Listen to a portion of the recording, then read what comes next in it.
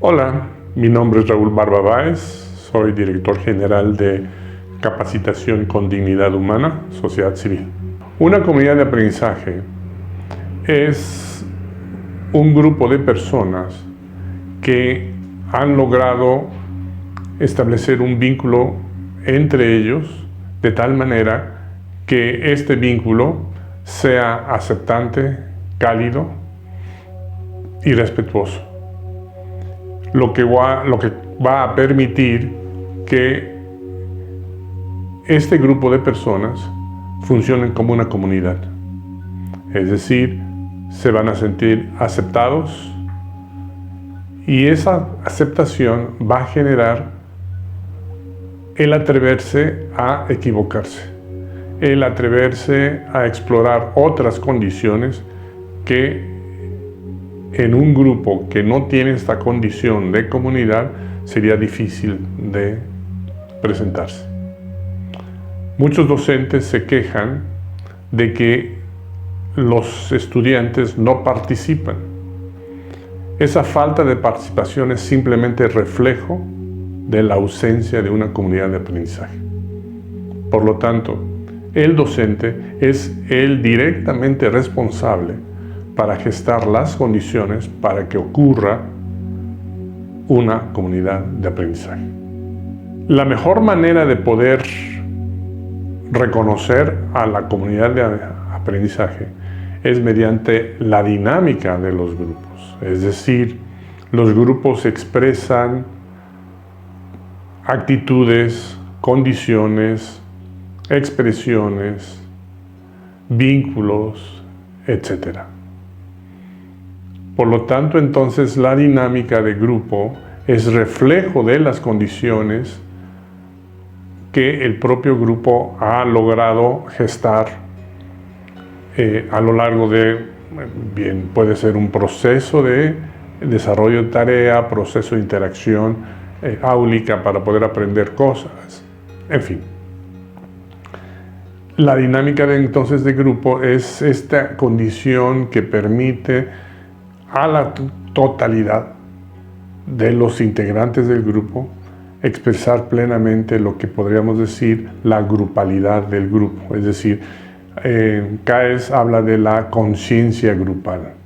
Es decir, hay una intención clara de entenderse como un nosotros. Ese nosotros se ve expresado evidentemente a través de una serie de dinámicas. Saber reconocer las expresiones que los grupos tienen para nosotros como docentes, reconocer la grupalidad, los ambientes que el propio grupo está generando para facilitar o inhibir el propio proceso de aprendizaje, se ve reflejado a partir de la capacidad que el docente tiene para poder leer al grupo. Es decir, el grupo puede ser perfectamente bien leíble, válgame la expresión, en la medida como se sientan, con quién se sientan, en qué condiciones comparten cosas, quién comparte qué. Todos estos son indicadores de lectura grupal, entre otros, por supuesto. ¿Sí? Nosotros como docentes tenemos que ser muy puntuales en saber y reconocer justamente roles y funciones y tiempos del propio desarrollo del grupo para con la tarea, para con el intercambio, para con la construcción del propio conocimiento, para la inhibición del propio proceso de aprendizaje.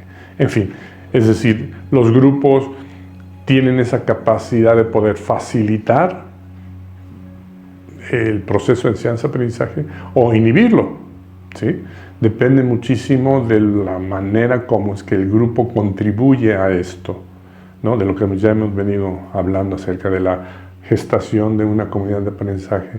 Y esta gestación de comunidad de aprendizaje va a generar condiciones psicoafectivas al interior del propio grupo que le va a permitir al grupo o bien explayarse y exponer a plenitud los contenidos que pretendemos enseñar y apropiárselos de la mejor manera posible, ¿no? Y esa apropiación evidentemente trae como consecuencia crecimiento. Crecimiento no nada más cognitivo, sino evidentemente también crecimiento psicoafectivo. Ausubel habla de que la mejor manera de poder presentar nuevos contenidos es partir de lo ya conocido. Es decir, yo tengo mi marco referencial, este marco referencial es, digamos, una serie de estructuras, digamos, que son como casilleros, ¿no? donde organizamos nuestros propios constructos. El que nosotros sepamos que para poder aprender cosas nuevas tengo que acudir o tengo que hacer presencia y conciencia de que ya conozco algo de eso que pretendo aprender de nuevo, eso me ayuda muchísimo a dos cosas. Uno, a nivel epistemológico, es decir, entonces me doy cuenta de que sí tengo algunos conocimientos como para poder aventurarme a conocer esto nuevo, por un lado. Pero por otro lado sería lo epistemofílico, es decir, él me da seguridad, me da confianza, obviamente que fortalece mi autoestima, el saber que tengo suficientes elementos como para poder abordar esto nuevo por muy complejo que sea. Es decir, yo ya tengo noción clara y precisa de que soy capaz de abordar estos nuevos contenidos. Y eso va a generar una ansiedad facilitadora, es decir, va a generar condiciones, sí, de incomodidad, sí, pero no van a ser lo suficientemente paralizantes, sino al contrario, motivadoras para poder aprender cosas nuevas. Por lo tanto, entonces la vivencia es fundamental, ¿sí? Es decir, yo ya puedo acudir a estos contenidos que tengo, a estas estructuras que ya tengo perfectamente bien organizadas, para poder echar mano y de ahí desprender, ¿no? Y lanzarme hacia cosas completamente nuevas o diferentes a lo que yo conozco.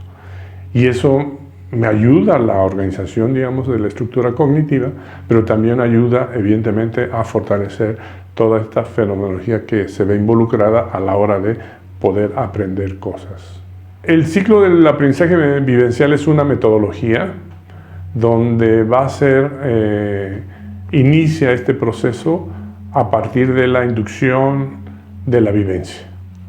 La inducción de la vivencia es este proceso mediante el cual el estudiante se ve confrontado o bien de vivencias previas o bien de condiciones simuladas propuestas por el profesor para tratar de inducirlo a que viva, reconozca, pueda ubicar perfectamente bien lo que nosotros queremos. Entonces, el primer paso del ciclo del aprendizaje vivencial es inducción a la vivencia. Segundo paso, una vez inducida esa vivencia, se abre lo que vamos a empezar a denominar la compartición, ¿no? Es decir, vamos a compartir cómo es que cada uno de los integrantes del grupo, o los que quieran compartir dentro del propio grupo, su experiencia. Es decir, empezamos a hacer este proceso dialógico de construcción del propio objeto de estudio. Al compartir sería el segundo paso. El tercer paso sería el comparar. A la hora de estar escuchando cómo es que cada uno de los compañeros integrantes del grupo vivió y está compartiendo esto que vivió, me permite a mí reconocerme en lo que sí y en lo que no, que cada uno de los integrantes del grupo está exponiendo. Esto es importantísimo porque lo que estamos haciendo es, a partir de esta dialogicidad que nos plantea Paulo Freire, estamos evidentemente construyendo el propio objeto de estudio, pero estamos también ensanchando nuestros marcos referenciales, ¿sí? Estamos haciendo construcción cognitiva, ¿sí? Y por lo tanto entonces no es una especie de ejercicio aislado, individual, sino evidentemente es un ejercicio colectivo, ¿sí? Grupal, ¿no? Yo creo que ahí es donde se expresa a plenitud lo que hablábamos muy al principio acerca de la comunidad de aprendizaje.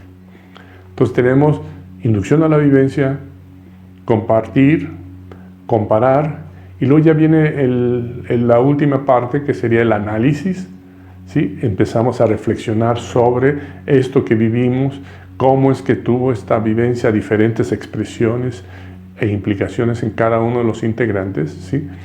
Y le empezamos a dar una especie de estructura colectiva acerca de esto que todos vivimos al final de cuentas. Es este ejercicio de empezar a racionalizar la vivencia. Nótese aquí que no nos quedamos simplemente con la expresión vivencial. Empezamos ya a hacer todo el proceso de racionalización de la vivencia. Y eso es importantísimo porque justamente en este proceso de racionalización es que se conforma, se articula, se ensancha el propio marco referencial, ¿sí? Empezamos a hacer el proceso de significación de lo aprendido. El quinto paso sería la teorización, ¿sí? Es decir, empezamos a explicar el por qué ocurre, cómo ocurrió, cómo es que nos sentimos, cómo nos sentimos, en fin, le tratamos de dar algún tipo de explicación un poquito más sofisticada, de tal manera que nos permita ubicarla plenamente. Si en el análisis estaba la verbalización de la experiencia, aquí está la reflexión de la experiencia o la vivencia, ¿sí? Entonces eso es importantísimo. Y finalmente terminamos con la aplicación. Todo esto que ya vivimos, ¿cómo es que lo llevo a cabo? ¿Cómo es que lo ejecuto? ¿No? Neil Silverman habla de una pequeña taxonomía propuesta por un filósofo chino, ¿no? Que decía que si lo escucha, lo va a olvidar, pero si lo escucha y lo ve, lo va a recordar. Si lo escucha, lo ve y lo practica, lo va a aprender. Pero si lo escucha, lo ve, lo practica y lo enseña, lo va a dominar. Yo creo que tendríamos que empezar o llegar a esa condición donde todos nuestros estudiantes tuviesen la oportunidad de poder enseñar lo que acaban de aprender. Es así como es que va a poder efectivamente dominar el contenido que queríamos proponer. ¿Cuántos de nosotros no hemos sido expuestos a modelos racionalistas, verticales, ¿no? Centrados prácticamente en el maestro, ¿no? Es decir, donde el maestro dicta o expone frente al pizarrón y dice, y a lo mejor hace algunos esquemas, captamos algunas cosas, pero somos pasivos absolutos, no nada más en la vivencia personal, sino evidentemente en el propio ejercicio de verbalización, de análisis o de reflexión, ¿no? Y teorización. O sea, somos actores pasivos de este proceso. Nosotros como profesores, como docentes, tenemos la posibilidad de poder gestar condiciones para que el aprendizaje no necesariamente tiene que ser, ¿sí?, frontal, expositivo o expositor, ¿sí?, por parte del docente, pues, ¿no? Sino tendríamos que empezar a pensar en condiciones de tal manera que la vivencia misma fuera la que nos fuera guiando y la construcción colectiva sobre la vivencia misma nos ayudara a construir el propio objeto de estudio. Es evidente que el docente es el directamente responsable sobre lo que ocurre al interior del aula y por lo tanto en el grupo con el que está interactuando. Nosotros debemos estar muy conscientes sobre qué hacemos y para qué hacemos lo que hacemos, de tal manera que facilite de la mejor manera posible el propio aprendizaje. Un docente consciente y sensible a este quehacer va a ser un docente que va a procurar tener una buena lectura del grupo para que con esa buena lectura del grupo pueda gestar la comunidad de aprendizaje que a su vez va a permitir la ocurrencia de la vivencia como recurso metodológico para que se presenten los nuevos contenidos. Por lo tanto, entonces, el docente es el directamente responsable de lo que hace y deja de hacer y sus implicaciones en el propio grupo. Lo que ocurre por lo general es que muchos docentes no estamos muy conscientes de lo que hacemos o por qué hacemos lo que hacemos. Me parece que lo que procede es tratar de sensibilizarnos y aprender justamente este tipo de propuesta metodológica, de tal manera que hagamos todo lo posible para estar muy conscientes de lo que estoy haciendo o dejando de hacer, de tal manera que permita cosas al interior del grupo. Un docente consciente de su quehacer y el impacto que tiene esto en el propio grupo va a generar condiciones de mayor aprovechamiento en el propio grupo y en los participantes del mismo grupo.